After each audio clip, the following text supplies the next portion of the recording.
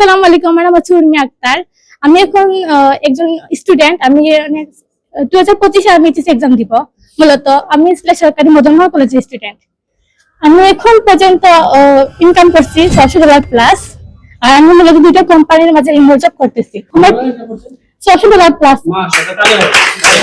আর আমার আমার প্রথম কাজটি ছিল মূলত আমার সিস্টারের মাধ্যমে ছিল। ওনার একজন ক্লায়েন্ট ছিল, উনি ছিল বাংলাদেশি ক্লায়েন্ট ছিল, ওনার লগে ছিল। আমি কাজটা করে দিয়েছিলাম। 2 দিন লাগছিল ফার্স্টের কাজটা। অনেক কষ্ট হয়েছিল। এটা ছিল মাত্র $7 ছিল। আমার আপু ফার্স্টে সেমিনারে এখানে জয়েন হয়েছিল। তারপরে আপু আমাকে বলছে যে গ্রাফিক ডিজাইনটা অনেক ভালো, তুমি ট্রাই করতে পারো। যেহেতু আমি একজন স্টুডেন্ট, কলেজ স্টুডেন্ট ছিলাম। তো আমার ফার্স্ট ইনকাম হয়েছিল স্যার টুলসের ক্লাস থেকে, টুলসের একদম ফার্স্ট ক্লাস থেকে। পরে আমি স্যার মাস্টার ডিজাইনে গিয়ে আমাদের ছিল মাহফুজ স্যার ছিল আমাদের। তো এখানে স্যার আমি মূলত 8 নম্বর না 9 নম্বর ক্লাস ছিল, তখন আমি সরকারি জব পাই। মানে আমার মান্থলি হচ্ছে প্রায় ছিল $100 মতো। তো আমার অনেকগুলো প্রজেক্ট এখনো রানিং চলতেছে, তো প্রায় $200 প্লাস।